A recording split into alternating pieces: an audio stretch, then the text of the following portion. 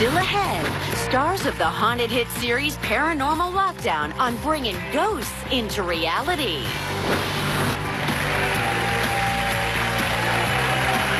Welcome back.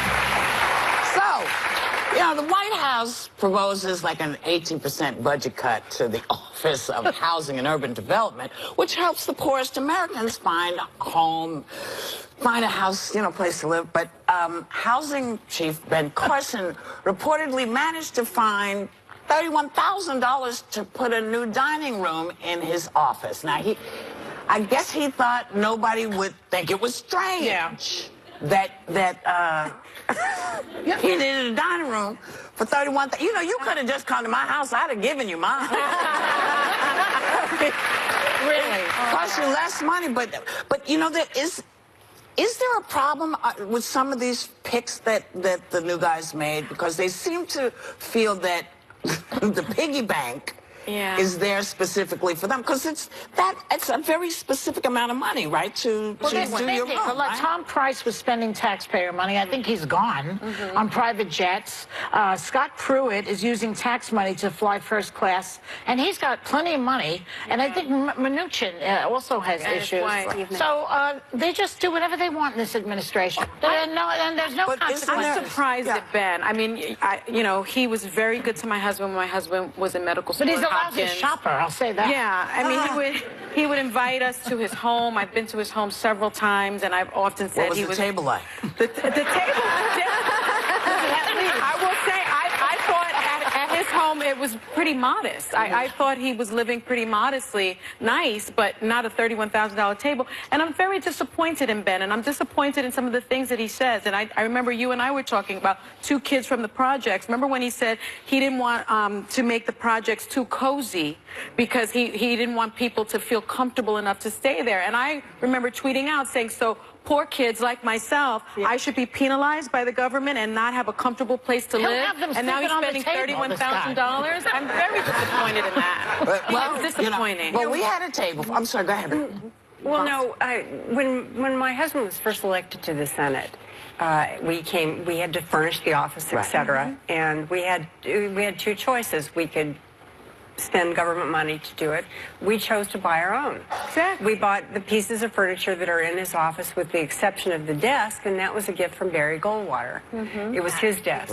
So, and that's the desk. To me, both my husband and I felt it wasn't appropriate and it wasn't the right thing to do to spend government money on furniture. Especially it's tax season, when everyone sees how much they're paying in taxes, when you think of it going to a desk instead of, like, I don't know, boots for our troops or something like that, it especially angers Americans. And I think government waste is normally something traditionally conservatives are 100% against, which makes this strange. This also reminds me of Aaron Schock, the congressman from Illinois, who spent $40,000 he had to repay from his personal checking account, redoing his office to look like Downton Abbey right here. And he was indicted for using taxpayer money to fund trips, events, and his office. So you could actually, I mean, I don't think he's in jail, but you can go to jail. It's crazy. How much do you think it would cost to live in the projects for $31,000? How many families could afford, their rent could be paid for? I think he should donate that money and fund some families. I'm very disappointed. Hold up. Do you have the picture for me?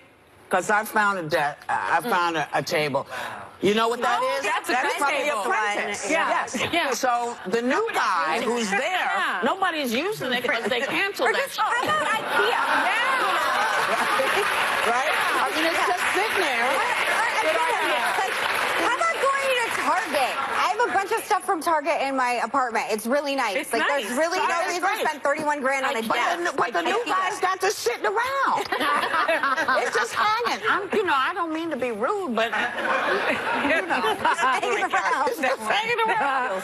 Now, 2 weeks after the tragic shooting in Parkland, Florida, Marjorie Stoneman Douglas High School is opening its doors to students again. Grief counselors will be on hand to help kids ease back into school.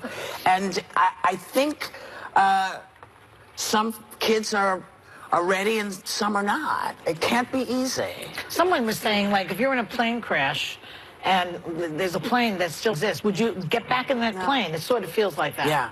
So it's PTSD and very serious feelings about it. Bad. Yeah. I wouldn't go back. Yeah, there's some students that say that they're not ready, which I completely understand. I read something about a guy whose best friend was shot, and he just felt like he couldn't go back to school. I 100% understand it. They should be in therapy, and I can't imagine going back to like a room where you saw your friend shot in. I think 2 weeks is not nearly enough time for these kids, and it's unfortunately this is somewhat becoming the new normal, and we're going to have to figure out new ways and new tools. Well, something great has happened, and we want to tell you about it. Yeah. So one of the largest retailers of sporting goods is taking a huge step to curb gun violence.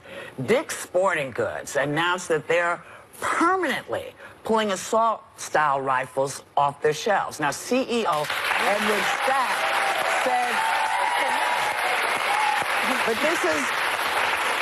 but this might be the most important thing, because the CEO said when he learned the Parkland shooter had legally purchased a gun at Dick's a year ago, not the one he used in the shooting, okay?